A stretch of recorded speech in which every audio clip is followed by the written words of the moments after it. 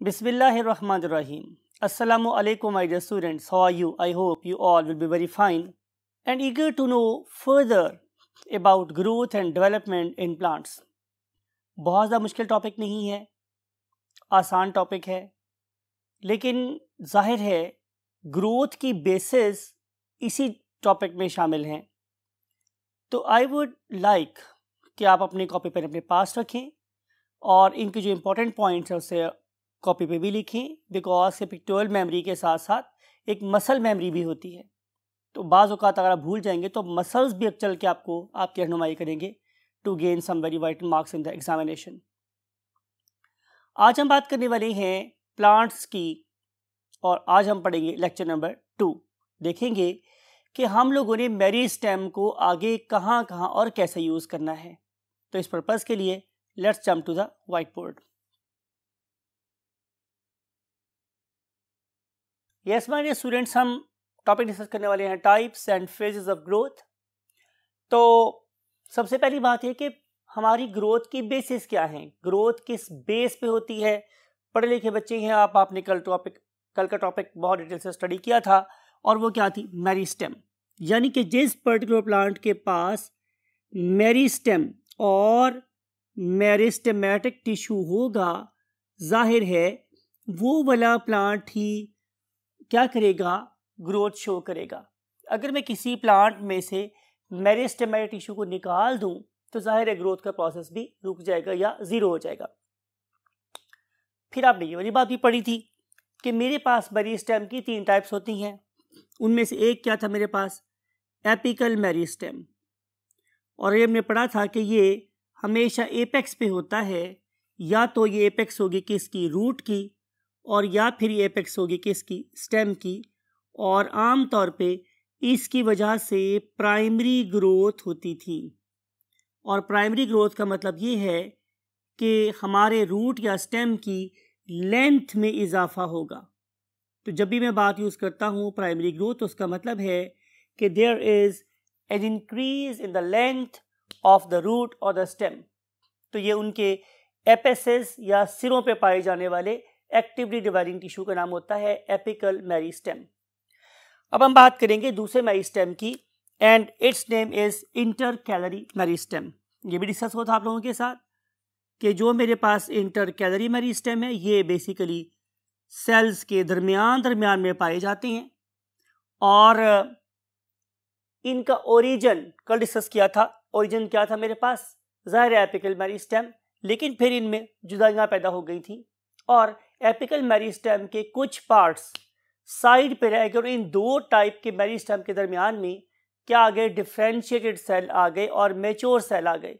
तो जब mature cell 2 meristem को डिफ्रेंशिएट कर देंगे तो ये वाले मेरिस्टेम क्या कहलाएंगे, इंटरकैलरी मेरिस्टेम. और आपको याद है कि इसकी वजह से क्या हुआ था, इसकी वजह से जाहिर है या तो मेरे पास शूट्स डेवलप हुई थी और या फिर मेरे पास फ्लावर्स डेवलप हुए थे, राइट. तो इस किस्म का मेरिस्टेम कि जो है तो एक्टिवली डिवाइडिंग, लेकिन अपने ओरिजिन से साइड क्या होगा, जुदा हो गया, उस पर जुदाइयाँ पड़ गई, तो उसे हम क्या बोलते हैं, इंटरकैलरी मेरिस्टेम. और फिर हमने थर्ड किस्म का मेरिस्टेम भी पढ़ा था कल and that is called as a lateral meristem. और आपको ये बात याद होगी कि जो लेटरल मेरिस्टेम है इसकी वजह से हमेशा क्या होती है, सेकेंडरी ग्रोथ. इसकी वजह से हमेशा क्या होती है, सेकेंडरी ग्रोथ. और सेकेंडरी ग्रोथ जब भी होगी तो उसके रिजल्ट में क्या होगा हमारे स्टूडेंट्स, जाहिर है गर्थ में इजाफा होगा. और मैंने बताया था गर्थ क्या होती है, मोटाई. तो जब किसी स्टेम की या रूट की मोटाई में इजाफा हो रहा होता है तो उस टाइम पे लेटरल मेरिस्टेम रोल प्ले करता है. और आपको कल इमेजेस दिखाए गए थे, वो इमेज दोबारा रिपीट कर रहे हैं ताकि आपको ये चीज़ सुपर इम्पोज हो जाए कि कैसे लेटरल मेरिस्टेम रेडियल डिवीजन करते हुए प्लांट की ग्रोथ में इजाफा कर रहा होता है.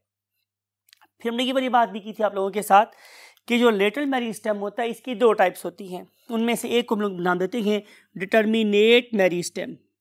और जब मैं बात करता हूँ डिटर्मिनेट मेरिस्टेम तो इसका मतलब है कि हमें इस बात का पता है कि इस पर्टिकुलर चीज़ से क्या क्या बन सकता है. और दूसरी बात जो मुझे पता है वो ये कि आफ्टर सम टाइम इसकी डिवीजन क्या हो जाएगी, अरेस्ट हो जाएगी, ये रुक जाएगा.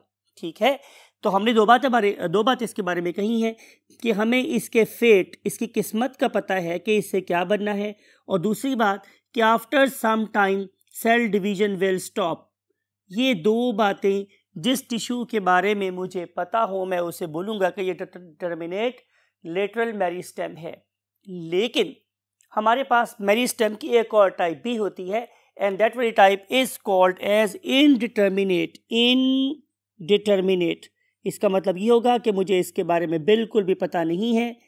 और जो सबसे अहम बात है कि ये सेल डिवाइड होना बंद नहीं करते, बल्कि आपकी बुक में एक वर्ड लिखा हुआ है, दे रिप्लेनिश देमसेल्फ, वो अपने आप को रिन्यू करते रहते हैं, एंड ऑलवेज रिमेन यूथफुल। ठीक है, तो आमतौर पे जो हमारी वेजिटेटिव रूट्स और वेजिटेटिव स्टेम्स होते हैं उनमें ये वाला लेटरल मेरिस्टेम पाया जाता है।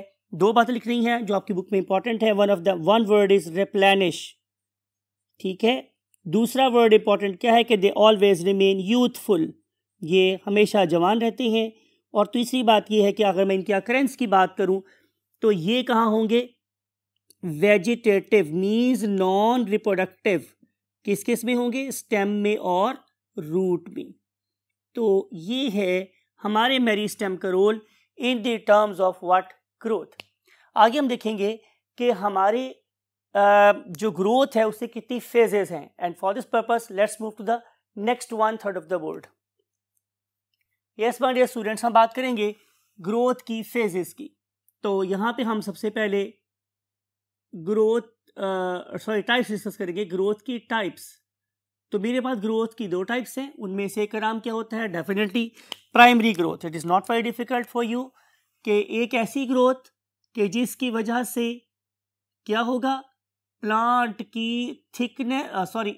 की लेंथ में इजाफा होगा। तो a type of you can say cell division that always causes the increase in length of, जाहिर है वो लेंथ किसकी हो सकती है, वो लेंथ स्टेम की हो सकती है, वो लेंथ शूट की हो सकती है, और वो लेंथ रूट की हो सकती है। तो जब भी रूट, शूट या स्टेम की लेंथ में इजाफा होगा तो हम उसे बोलेंगे कि ये प्राइमरी ग्रोथ हो रही है। लेकिन दूसरी किस्म की ग्रोथ को हम नाम देते हैं सेकेंडरी ग्रोथ। और सेकेंडरी ग्रोथ का मतलब ये है कि इस केस में थिकनेस में इजाफा होगा। ये डिस्कस किया है, लेकिन चूंकि आपकी बुक में ये पैटर्न गिवन है तो हमने उसको फॉलो करना है।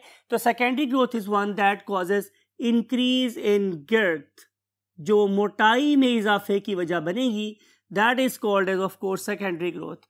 और ये भी कहाँ होगा, जाहिर है ये मोटाई या तो स्टेम की होगी, या फिर ये मोटाई किसी शूट की हो सकती है, और या फिर ये थिकनेस में इजाफा हो सकता है किसी रूट के। तो जब भी थिकनेस में इजाफा होगा तो हम उसे क्या नाम देंगे, secondary growth. Hence we can say there are two types of growth, primary growth and secondary growth.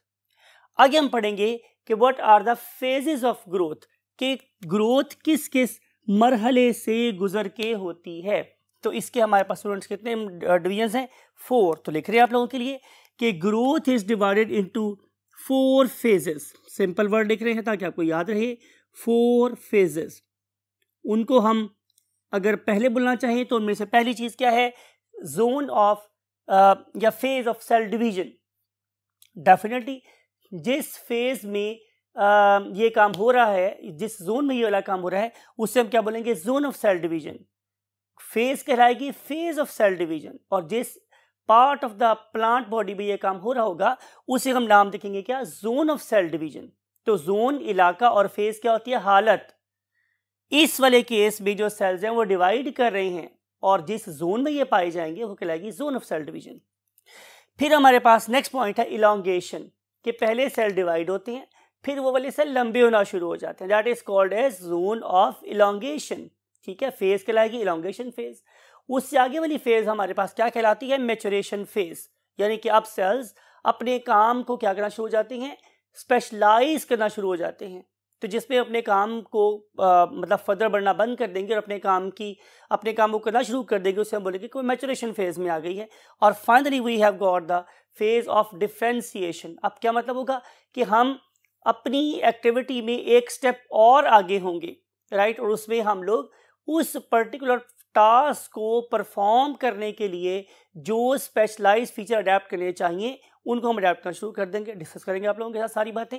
अब हम चलते हैं फेजेस के पहले फेज पर, that is called as phase of cell division. It will occur in zone of cell division. Look at this very you can say picture.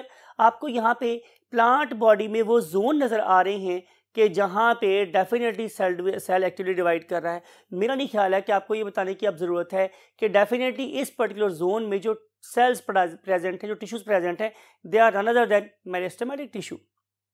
अभी जिसके इतने कसीदे हम पढ़ के आए हैं, दैट वाज मेरिस्टेमेटिक टिश्यू। तो जिस पर्टिकुलर जोन में मेरिस्टेमेटिक टिश्यूज प्रेजेंट होंगे वहां पे प्लांट बॉडी में क्या होगा, जोन ऑफ सेल डिवीजन। तो हम लिखते हैं कुछ बातें इसके बारे में। सबसे पहली बात कि इस पर्टिकुलर जोन में जो सेल्स हैं they will divide actively. Cells divide actively, cells divide actively by means of mitosis. यहाँ पे जो डिवीजन होनी है दैट इज माइटोसिस। और मेरा ख्याल है कि आप बिल्कुल पढ़े लिखे बच्चे हैं, आपको ये वाली बात भी पता है कि माइटोसिस में हम नंबर ऑफ क्रोमोसोम्स को क्या रखते हैं, कांस्टेंट। और ये वही सेल डिवीजन है कि जिसकी वजह से प्लांट बॉडी के पूरे cells in the terms of chromosomal number क्या रहते हैं, सेम रहते हैं, इक्वल रहते हैं, राइट। तो cells divide actively by means of mitosis. यहाँ पे दो वर्ड बहुत ज़्यादा इंपॉर्टेंट है। उनमें से एक चीज़ कि वो डिवाइड कैसे करते हैं, एक्टिवली, और दूसरी बात किस तरह डिवाइड करते हैं, बाय मींस ऑफ माइटोसिस। मेरा नहीं ख्याल है कि आपको ये पॉइंट दोबारा रिवाइज करना चाहिए, लेकिन चूंकि हमने बुक को फॉलो करना है तो आपके बुक में दोबारा एक पॉइंट लिखा है, वो है अकरेंस, कि ये वाला जोन कहाँ होगा। और मेरा ख्याल है कि आप में से अक्सर लोग बिल्कुल बैक जबान बोलेंगे कि जहाँ जहाँ मेरिस्टेमेटिक टिश्यू होगा means in the tips of what, roots, and then shoots, and then of course stem, etc. तो जहाँ कहीं भी नई चीज़ बन रही है, ये फ्लोरल बड भी हो सकती है, ये एक लीफ प्राइमोर्डिया भी हो सकता है, ये एक न्यूली जर्मिनेटिंग सीड भी हो सकता है। तो जहाँ भी हम सेल्स को डिवाइड करके नए सेल बना रहे हैं वहाँ पे ज़ाहिर है क्या नजर आएगा, zone of cell division, right. कल आपसे कुछ बातें, कुछ उसकी सूरत की बातें हमने की थी कि हम किस सूरत को देख के ये बता सकते हैं कि इस पर्टिकुलर जोन में सेल्स एक्टिवली डिवाइड कर रहे हैं। तो मैंने आपसे बोला था कि उसके सेल्स क्या होंगे, छोटे साइज के होंगे, उसमें अमाउंट ऑफ साइटोप्लाज्म क्या होगा, कम होगा, फिर उसमें न्यूक्लियस का साइज डेफिनेटली बड़ा होगा। अगर न्यूक्लियस का साइज बड़ा है तो फिर ये कहाँ लोकेट करता है, साइड पे या सेंटर में? तो आंसर है सेंटर में।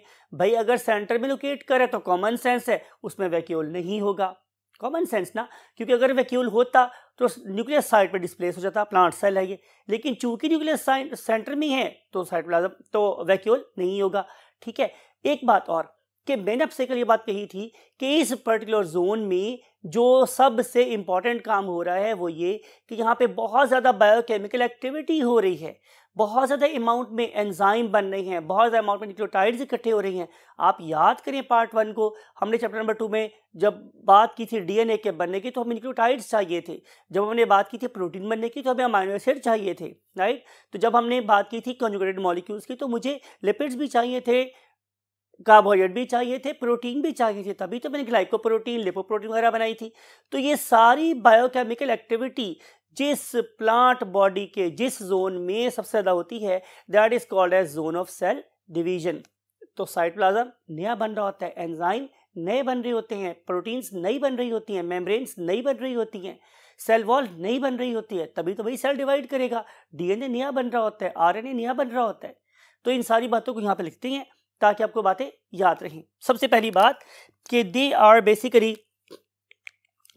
स्मॉल इन साइज, पहला point, they are small in size. And second thing is they don't have any you can say vacuole, no vacuole at all, no vacuole. तो जब मेरे पास वैक्यूल नहीं होगा तो जाहिर है nucleus will lie in the centre. तो जो न्यूक्लियस है it is present in the centre, it is important, ये आपने अंडरलाइन करना है, इसके ऊपर स्टार लगाना है, right. And then another very important thing that very little cytoplasm, cytoplasm की अमाउंट थोड़ी होगी, little cytoplasm. And then another very important thing, great metabolic activity.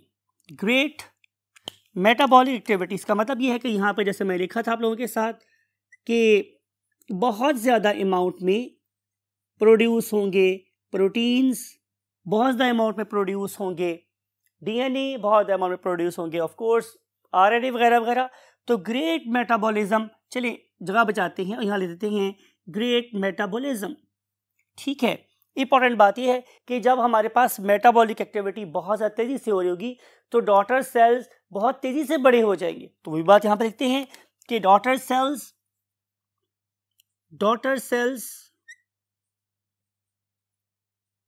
you can say increase in size very quickly, ये बहुत तेजी से बड़े हो जाते हैं।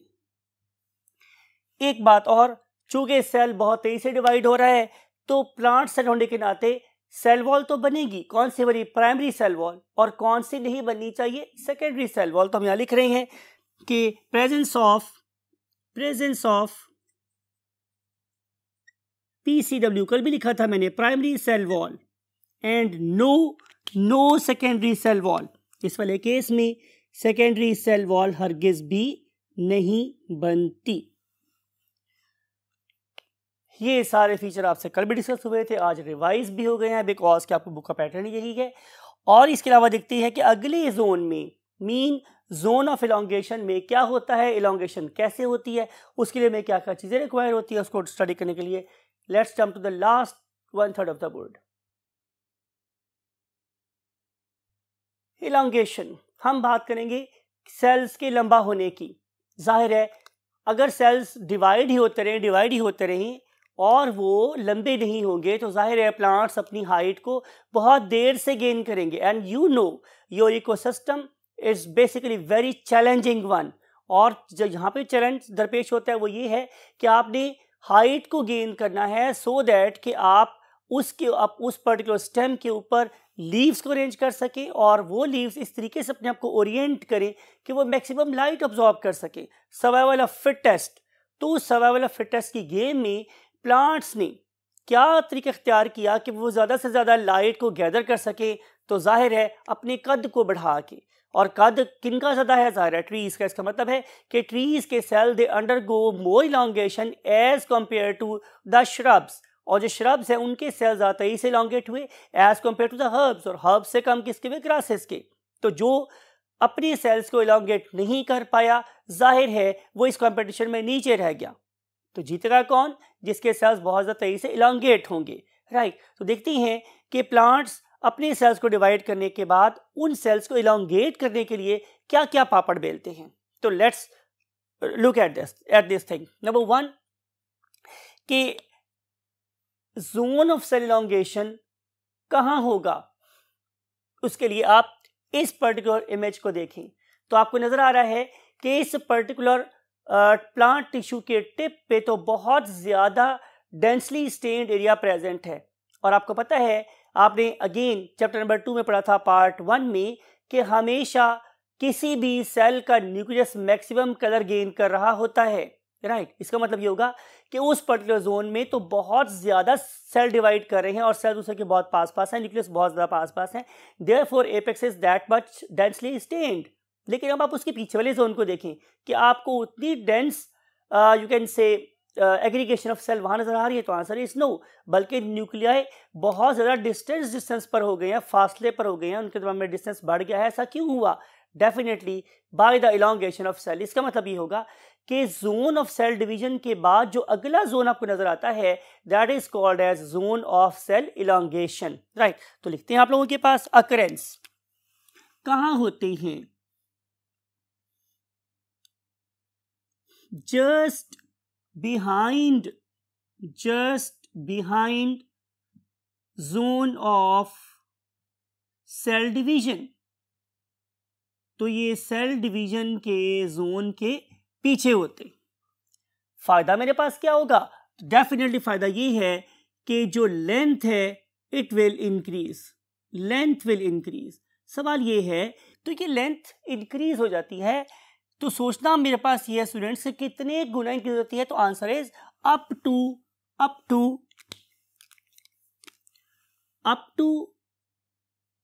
150 टाइम्स। एक्स लिख देते हैं सिंपल, 150 गुना तक ये बढ़ जाती है। तो डेफिनेटली ये सारा काम कैसे किया जाता है, definitely by increasing the volume. इसकी बेसिस मेरे पास क्या है, बाय इंक्रीजिंग वॉल्यूम। आपने इंक्रीजिंग प्रॉपर लिखना है my dear students, it is not international abbreviation, तो आप इसे कभी यूज ना करें। ये मैं सिर्फ आपको बताने के लिए कर रहा हूं, कॉन्सेप्ट देने के लिए कि bye increasing the volume, right. अब अपने देखना ये है कि अगर हम वॉल्यूम को इंक्रीज करना चाह रहे हैं तो उसके लिए जाहिर है मेरे पास कोई ना कोई फिनोमिना या अंडरलाइंग मैकेनिज्म होना चाहिए। तो उसके लिए हम यहाँ पर हेडिंग बनाते हैं कि basis of Uptake of water, basis of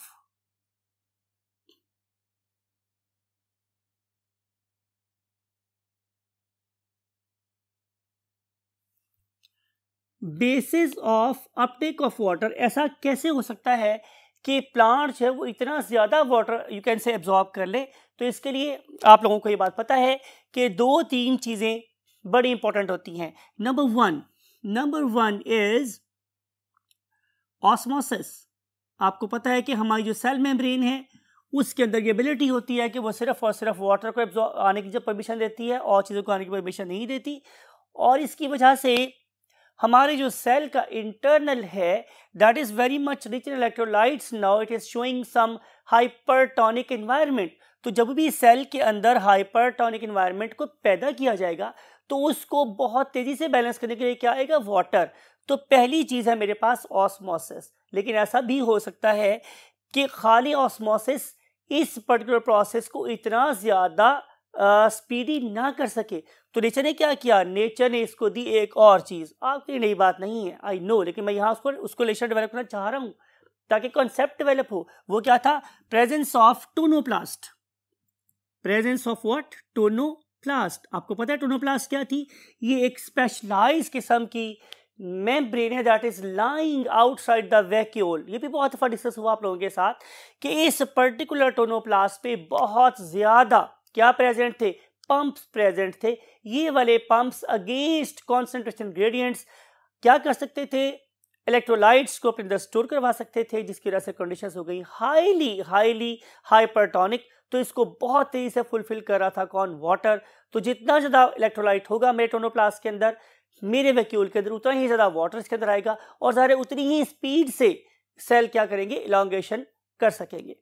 plus इसके अलावा नेचर ने क्या किया हुआ है, सिर्फ और सिर्फ वाटर और टोनोप्लास्ट पे ही बात को नहीं छोड़ दिया, बल्कि ऐसे एंजाइम प्रोड्यूस किए। ऐसे क्या प्रोड्यूस किए स्टूडेंट्स, मेरे पास एंजाइम्स कि जो इस पर्टिकुलर जोन में पाए जाने वाले सेल की इलास्टिसिटी और प्लास्टिसिटी को इंक्रीज कर रहे थे। आपको पता है कि सेल वॉल इटसेल्फ एक रिजिड स्ट्रक्चर है, लेकिन अगर किसी तरीके से मैं इसकी रिजिडिटी को कम कर दूं बाय ब्रेकिंग सम लिंक्स और the bonds between the molecules, तो जाहिर है इस पर्टिकुलर सेल वॉल को देखेंगे तो ये क्या हो जाएगी, सॉफ्ट हो जाएगी। तो इसको सॉफ्ट कराने के लिए बहुत ज़्यादा ह्यूज अमाउंट में एंजाइम प्रोड्यूस किए जाते हैं जो इस पर्टिकुलर जोन के सेल्स की वॉल्स को सॉफ्ट और नरम बना देते। जाहिर है जब बहुत ज़्यादा एंजाइम एक्टिविटी हो रही है तो कॉमन सेंस के इस टाइम पे न्यू साइटोप्लाज्म भी बन रहा है। तो यहाँ पे सिंथेसिस ऑफ न्यू साइटोप्लाज्म, भाई जाहिर है अगर मैं नया साइटोप्लाज्म नहीं बनाऊंगा तो फिर मेरे पास इंटरनल प्रेशर डेवलप नहीं होगा। तो इंटरनल प्रेशर डेवलप करने के लिए साइटोप्लाज्म, न्यूक्लियोप्लाज्म और टोनोप्लास्ट एक्टिविटी का होना भी बहुत ज़रूरी है। प्लस हमने एक बात आपको और बतानी है कि अगर आप लास्ट जोन को देखें तो उसमें भी ये वाला काम बहुत ज़्यादा हो रहा था। इसका मतलब ये हुआ कि जोन ऑफ इलॉन्गेशन में अभी पीछे वाला काम खत्म नहीं हुआ, मींस मेटाबॉलिक एक्टिविटी खत्म नहीं हुई, उसके साथ साथ इन एडिशन ये वाला काम भी शुरू कर दिया गया है, राइट। तो it means these cells are very actively living cells but they are much more elongated, ठीक है। अब हम देखते हैं अगली phase that is called as zone of maturation. अब इस पर्टिकुलर स्टेज का आगाज कब होगा?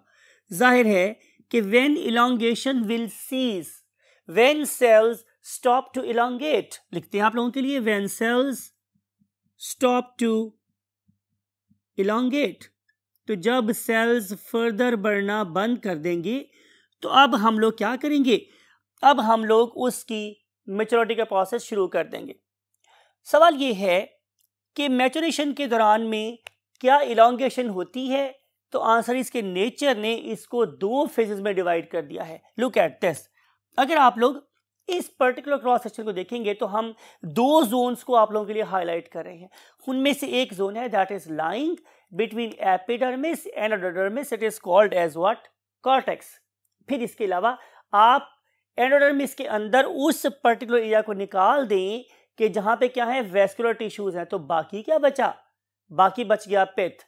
तो पित्त और कॉर्टेक्स में दो वर्ड बोले आप लोगों के लिए, यानी कि अगर आप लोग बात करते हैं पित्त की और आप बात करते हैं कॉर्टेक्स के सेल्स की, तो there is no further increase in size, no further increase in size. तो अब साइज में फर्दर इजाफा नहीं होता। लेकिन अगर आप बात करते हैं वेस्कुलर टिश्यूज की, तो वेस्कुलर टिश्यू में हम बात करेंगे जाहिर है जाइलम के सेल्स की। चलिए वेस्कुलर टिश्यू जान लेते हैं आप लोगों के लिए कि अगर हम लोग वेस्कुलर टिश्यूज की बात करें तो यहां पे yes there is an increase in size, यहां पे साइज में इंक्रीज हो रहा है। लेकिन आपने बात को गौर से सुनना है, बल्कि मैं रेड से लिखता हूं ताकि आपको बात याद रहे कि अगरचे लेंथ में इजाफा हो रहा है लेकिन लेंथ में इंक्रीज कम होती है और विड्थ में इंक्रीज ज्यादा होती है। आपकी बुक लिख रही है